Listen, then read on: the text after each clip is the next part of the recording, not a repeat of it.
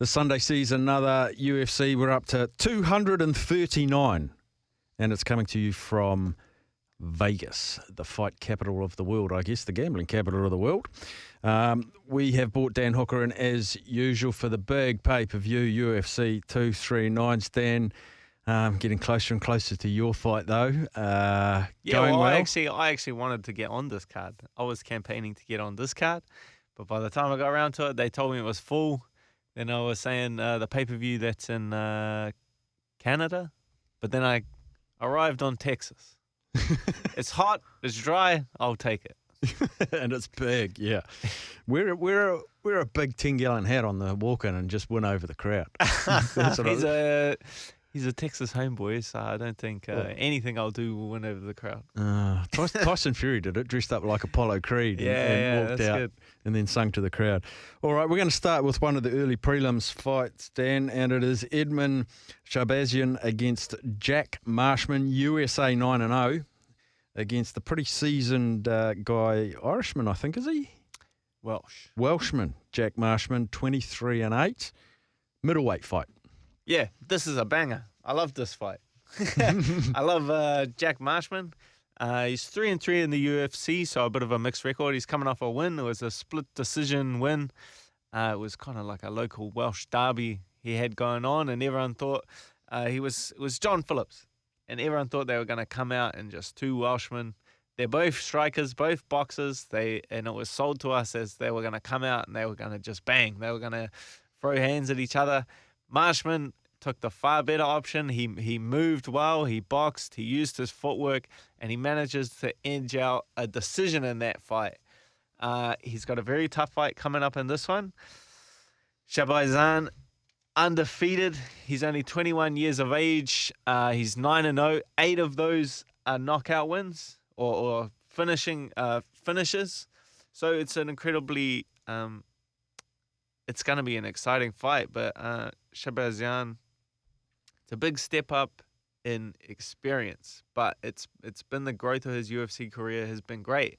I feel like he's one of the best prospects coming off that Dana White Contender Series. You watch that, it's a very exciting thing. He got a ground and pound knockout there. He came into the UFC, beat 2 very good guys, so now he's 2-0, and I feel like it's just another gradual step up for him. And I feel like he'll get the better of Marshman. I feel like he's the more tools. He's the smarter fighter, and I'm excited to see how this prospect goes against a very experienced gatekeeper of the division, in my opinion, Jack Marshman. But I think he gets it done with the decision. Oh, it's good to see a young fella, and it gets that win. It'd be a good sort of a guy to follow, I guess, as he rises through the ranks. Into the prelims and the bantamweight, Alejandro Perez against Song Yadong.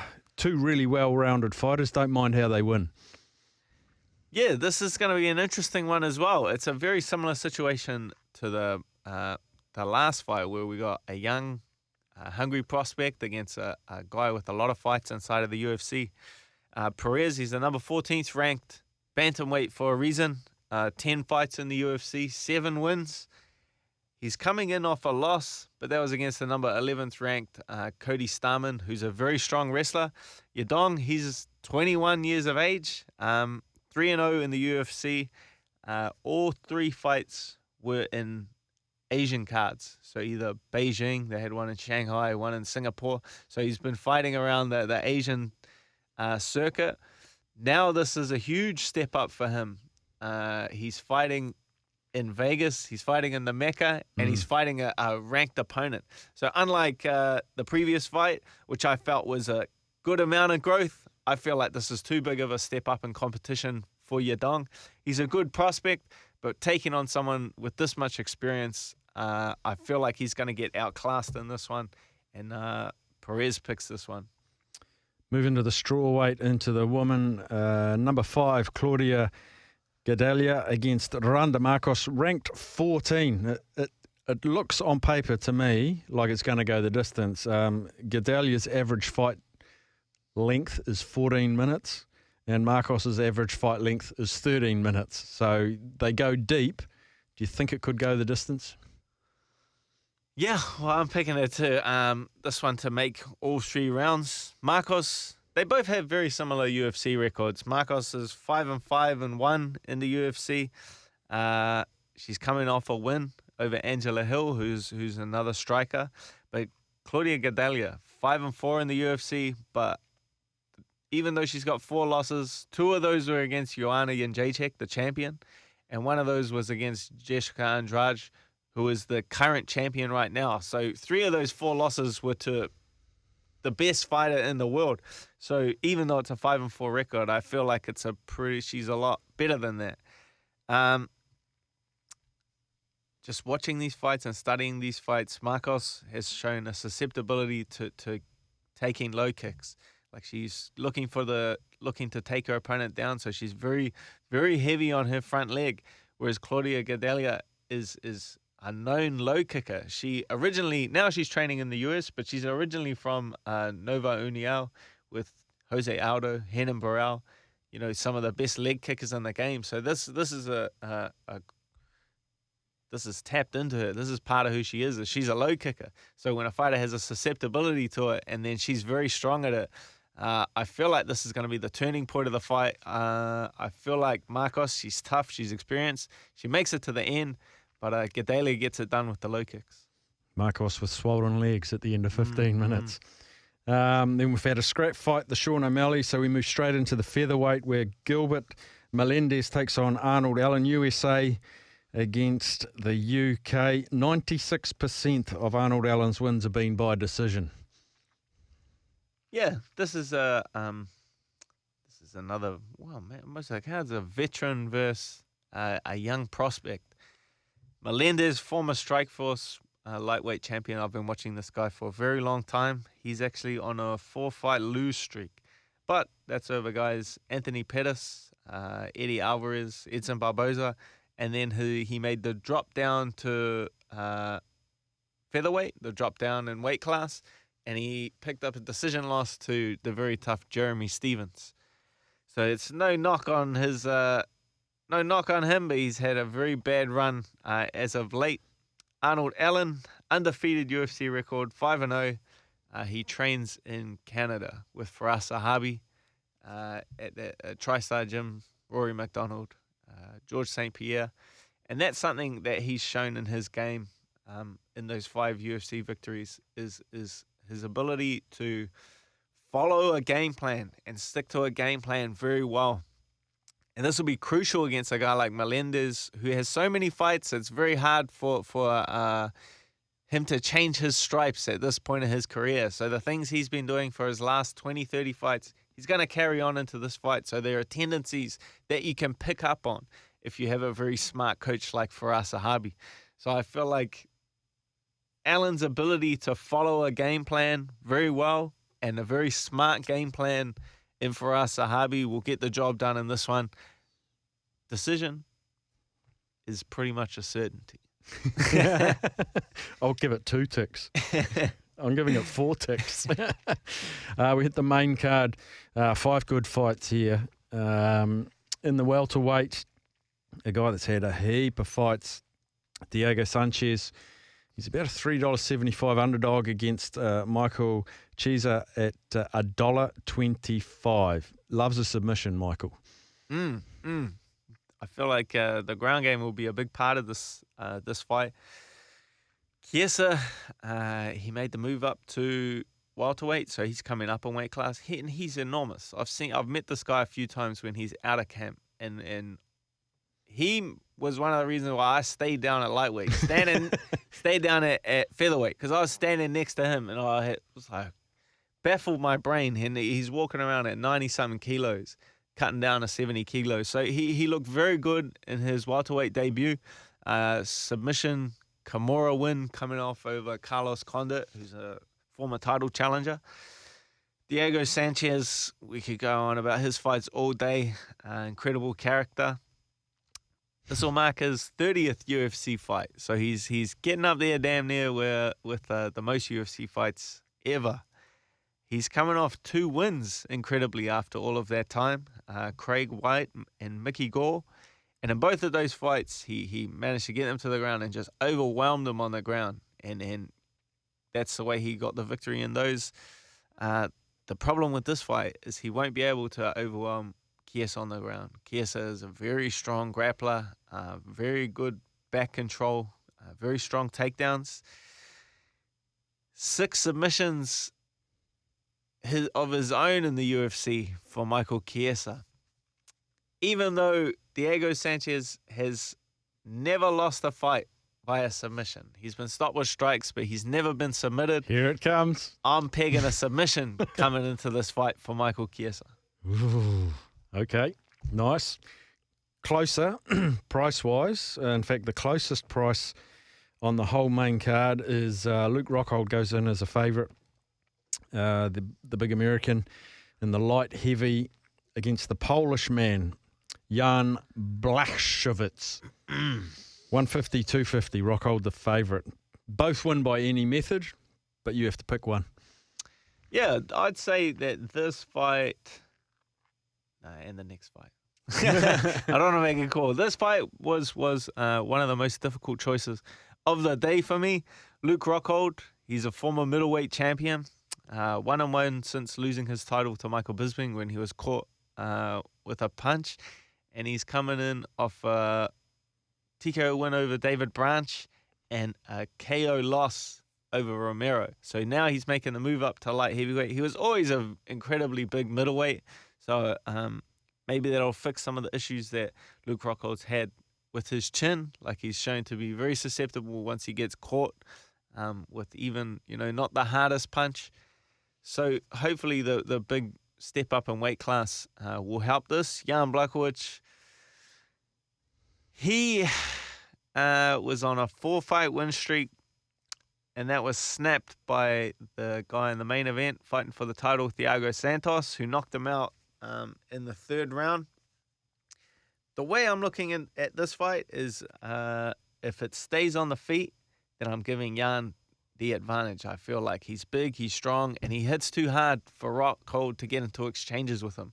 Rockhold's done his best work when he's dragged his opponents to the mat and just overwhelmed them with the grappling. That's how he beat, opponents like Chris Weidman, David Branch, Machida, Bisping. They were all submission and ground and pound victories. And Jan Blachowicz has shown a susceptibility to this in the past. He's been held down, controlled, and beaten by guys like Patrick Cummings, Gustafsson, and Corey Anderson. So I feel like Rockhold will take it to the grappling, and he'll manage to drag Jan to the mat, control him on the ground. I think we see the judges in this one, but I'm edging it towards Rockhold. Rockhold, ever so slightly by decision. Decision. Okay, that's a small tick. Then we go into the welterweights. Number 4 ranked versus number 5 ranked. Evenly matched there, but the number 5 rank is the favourite, Ben Askren. How much is he paying? He's paying 140 and Masvidal is at 280. Ooh. Might make myself some money. Might make myself some money this weekend. Jorge Masvidal, I've been watching for an incredibly long amount of time. He's really one of my favorite fighters, and I've seen his growth and development in his game over the years. Coming on off a huge KO win over Darren Till in the UK. Just interestingly, 4 of his last 5 losses have been split decisions. And I've watched all of those fights, and 3 of them, I was certain that I would have given it if I was the judges. I would have edged it towards Jorge Masvidal. So he has a tendency to kind of coast in very close fights where he could pick it up and get the win. And he did that against Darren Till. So he's adding even more tools to his game where he's managed to pick it up, be more aggressive, and he's getting guys out of there. Ben Askren, 1 UFC fight, controversial win over Robbie Lawler, wherein he had a bulldog choke and Herb stopped the fight before Robbie Lawler had tapped. Robbie looked fine, but that's a whole nother argument. That's a whole nother conversation. I'm going to give this to Masvidal, and I'm fairly confident in this one. We've talked about Ben Askren before, and I've talked about his record and how I feel like it has mainly been padded with fighters that he's of a different caliber of, and he was able to out-wrestle these guys that are not from strong wrestling, striking backgrounds. I feel like a Masvidal who has very good defensive wrestling will be able to scramble back up to his feet and make Askren look very average on the feet. Not very incredibly average on the feet. I'm picking Masvidal to stop Askren in the later rounds. By knockout or submission? Knockout. Knockout. Because I had here, Askren loves going to the ground. He loves taking them to the ground, but Masvidal's got a 75% success at avoiding the takedowns. Yeah, I feel like he has very underrated defensive wrestling. He's trained with the American top team for pretty much his entire career, and they're a heavy wrestling team. He looked very good against Damian Maia, who got a split decision win over him, but that was less due to the wrestling, more due to his ability to implement his jiu-jitsu and take Masvidal's back repeatedly. But he was very calm in that fight, Masvidal, and I feel like that was a very winnable fight for him. All right, into the women, favourite woman fighter, Amanda Nunes, who's come out this week and said, I'm officially the best woman fighter of all time. She's been reluctant to say that, but she said she's had so much fan mail saying you are the best in the world, she's starting to believe it. Holly Holm's come out and said, but you haven't beaten me. But pretty short favourite, Nunes, to take out Holly Holm. 2 strikers here. Bang, bang. Yeah, I don't feel like there's going to be any surprise in here. I agree 100% that Nunes is the number 1 pound for pound best female fighter on the planet. And that to me is kind of with the certainty, that's without a doubt. She's coming off a huge KO victory over, another person that was in that discussion in Chris Cyborg. Holly Holm has won 2 of her last 6 fights. She's coming off a win over the Australian featherweight Megan Anderson. Stylistically in this fight, Holm does her best work on the outside at distance. She likes to move. Classic boxer. Dart in and out of range. She's adopted kind of like a karate taekwondo stance where she's very side on, gets out, and more point fights on the outside, looking to frustrate her opponents. I feel like, without a doubt, Nunes is going to have the power advantage in this. Nunes wants to get into punching range and exchange shots with her. She's fought fighters like this in the past, in Valentina Shevchenko, who she managed to beat twice. It's a very similar style of opponent, so she did very well in those fights in not getting frustrated and drawn into that kind of fight and overreaching and chasing her too much. I feel like Nunes just controls this fight with her presence. Holly Holm just does not want to engage with her, so it makes it a very difficult fight to win, just point fighting and moving on the outside, whereas Nunes will control the fight just with her presence and her power advantage will make Holly Holm, it will force Holly Holm to back off and give her some space. I feel like Nunes gets the job done. This will be a decision. This will go to the bell because I don't feel like Holly Holm is silly enough to plant her feet and exchange with Nunes. And then, as Bruce Buffer will say, this is the main event of the evening. And Jon Jones makes a welcome return. Makes a return to the ring after turning a lot of pH testing papers purple. Hell of a record, though. And he's come out and he said, he said he owes his fans. He owes his fans who've been patient with him. Against Thiago Santos, really one-sided pricing. Are there any doubts around Jon Jones? Are there any doubts, not about how good he's been, but how good he will be in this one against Santos? $5.50 for Santos. I have to agree with that. I feel that it's a very appropriate number for a guy like Santos. Santos, he's on a 4-fight win streak, 3 of those at light heavyweight after moving up from middleweight.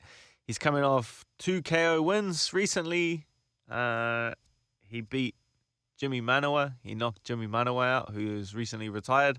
And he also beat Jan Blachowicz. And he kind of played his ace in the hole in that fight, because traditionally Santos is like a blitz forward striker who just rushes his opponents, very aggressive. And he played his ace in the hole in that last fight, in that Jan Blachowicz fight, where he was incredibly patient for 3 rounds. And he kind of surprised Jan with that, and he lulled him to sleep, or he lulled him into a false sense of security, where Jan turned into the aggressive, where Jan's more of a distance counter boxer. And Jan came blitzing forward and ran into a punch from Santos. Jon and his team, I feel, are far too smart for this. I'm pegging that his grappling advantage will be far too much for Thiago Santos in this fight. I feel like he'll get a hold of him, drag him to the ground, make him tired, make him exhausted, and I'm pegging him to get a submission in the later rounds. Best value bet, I think, having just spoken to you, Jorge Masvidal. Best value. Best value. By KO as well. So he's 280. Ooh. So by KO, it'll be even more. And who's our best underdog win, do we think? Don't know. But it's a good card overall, isn't it? Oh, it's an incredible card, this one. UFC 239, coming to you from T-Mobile Arena. Las Vegas. Thanks, Dan. And all the best for your build-up to your fight. Give us the date of your fight again. Now you put me on the spot. 20th July. 20 July. I know how many weeks till it. It's like how I speak. People are like, what's the date? I'm like, 4 weeks. Oh. 20 July, Texas. Here you come. The Hangman's back. That's the one. Thanks, mate.